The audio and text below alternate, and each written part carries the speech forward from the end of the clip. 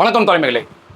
சீனாவை எதிர்த்து களத்தில் கம்பீரமாக நிற்கும் நமது இந்திய பிரம்மோஸ் ஏவனைகள் உலகத்தில் மிக வேகமானது. இது தடுக்க எதிர்க்கும் சக்தி கிடையாது. நீங்க யோசிப்பீங்க, நம்மளுக்கும் இந்தியாவுக்கும் சீனாவுக்கும் எந்த பிரச்சனையுமே இல்லை, இது இந்தியாவில் நடக்கல. பிரம்மோஸ் ஏவுகணையை வாங்கிய முதல் வெளிநாடுங்கிற பெருமையை பிலிப்பைன்ஸ் பெற்றிருக்கு.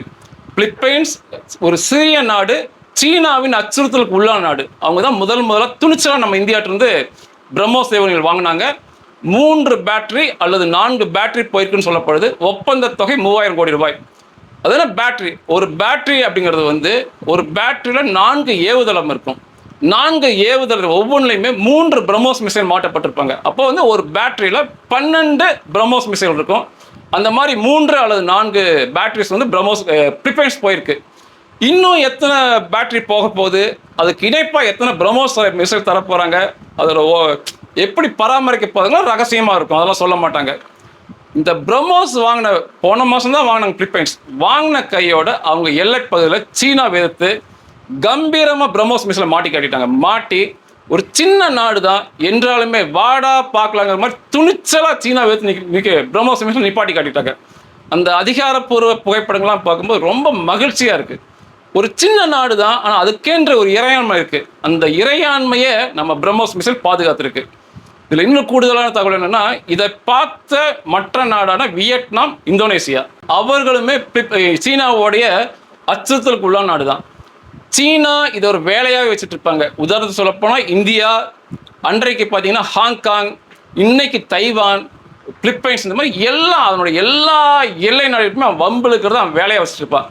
அப்போ அவங்க வியட்நாம், இந்தோனேசியாவும் இந்த பிரம்மோஸ் மிசைல் வாங்கிக்கிட்டா நம்மளும் துணிச்சலாக இந்த சீனாவை எதிர்த்து நிற்கலான்னு சொல்லி இப்போ அந்த அரசியல் மட்டத்தில் தலைவர் பேசிகிட்டு இருக்காங்க. இந்தியாவுக்கு ஆர்டர் கொடுக்கலாங்கிற மாதிரி. இதை விட மகிழ்ச்சியான தகவல் என்னென்னா, ஐரோப்பிய நாடுகள் இப்போ இனிமேல் இந்திய ஆயுதங்களை வாங்கலாம் அப்படிங்கிற மாதிரி ஒரு முடிவுக்கு வந்திருக்காங்க ஐரோப்பிய நாடுகள்லாம். இதெல்லாம் எவ்வளோ பெரிய பெருமையான செய்திகள். ஐரோப்பிய நாடுகள் வாங்குறதுக்கு ஒரு காரணம் இருக்குது. அஜர்பைஜான், அர்மேனியா சண்டை போட்டே இருந்தாங்க. அஜர்பைஜான் மிகப்பெரிய இஸ்லாமிய நாடு. அதுக்கு உறுதுணையாக பாகிஸ்தானும் துருக்கி இருந்தானுங்க. அவங்களும் இஸ்லாமிய நாடு தான். இந்த 3 பேரை சேர்ந்துட்டு ஒரு சின்ன நாடான அர்மேனியா, ஒரு சின்ன கிறிஸ்துவ நாடு, தாக்குதலை வழக்கமாக வச்சுருந்தாங்க. அப்போது அந்த அர்மேனியா நம்ம இந்தியை தேர்ந்தெடுத்து இந்தியாட்ட ஆயுதம் கேட்டாங்க. நம்ம இந்திய அரசு அர்மேனியாவுக்கு பலவிதமான ஆயுதங்களை ஏற்றுமதி செய்து அர்மேனியாவை பலப்படுத்தினாங்க.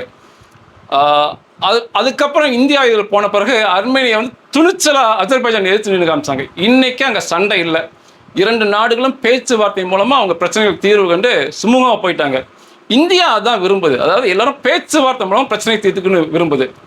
அப்போ இதை பார்த்த ஐரோப்பிய நாடுகள் இன்னைக்கு அர்மேனியா இப்படி துணிச்சலாக இருந்ததுக்கு காரணம் இந்திய ஆயுதங்கள் தான் அப்படின்னு புரிஞ்சுக்கிட்டு நம்ம ஆயுதங்கள் பக்கம் தங்களுடைய திசை திருப்புறாங்கன்னு சொல்லி படித்தேன். எவ்வளோ பெருமையாக இருக்குது. ஆனாலுமே அமெரிக்கா இன்னைக்கு வரைக்கும் உலகத்தில் 50% ஆயுதங்களை விற்கிறாங்க. ஏன் அப்படின்னா, அமெரிக்கா நரி மாதிரி 2 பக்கம் விளையாடுவாங்க. இப்போ நம்ம பிலிப்பைன்ஸுக்கு பிரம்மோஸ் கொடுத்தா அதோடு நிறுத்திக்குவோம். எக்காரணம் கொண்டும் அது எதிரி நாடான சீனா கொண்டு போய் கொடுக்கவே மாட்டோம். ஒரு பக்கத்தை, அந்த நியாயத்தின் பக்கம் தான் நான் நிற்போம். 2 பக்கத்துலேயே விளையாட மாட்டோம். ஆனால் அந்த நாடுகள் அமெரிக்கா மற்ற இங்கிலாந்துலாம் அப்படி இல்லை. 2 பக்கமும் ஆயுதங்களை விற்று குளிர் காய்வாங்க. இது ஒரு ஈனமான பிழைப்பு. இந்த பிழைப்புக்கு அவனை பிழைக்காமே இருக்கலாம்.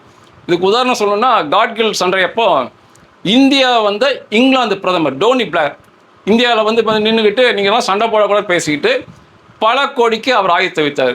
அதுக்கடுத்து பாகிஸ்தான் போனார், நீங்களாம் சண்டை போடாதீங்க பேசினார், பல கோடிக்கு ஆயுதங்கள் விற்றார். இந்த ஈன பிழைப்பு, இதை மாதிரி ஏற்றுக்கொள்ள முடியாத பிழைப்பை எக்காரணம் கொண்டும் இந்தியா செய்ய மாட்டோம். நமக்கு அமெரிக்க அளவுக்கு நம்ம வியாபாரம் செய்யாட்டியும் பரவாயில்ல, நியாயமான அளவு ஒரு சிறிய நாடுகளுக்கு, இறையாண்மை அச்சுறுத்தல் உள்ள நாடுகளுக்கு நம்ம ஆயுதங்கள் போகுது. இப்போ போயிட்டு இருக்கு.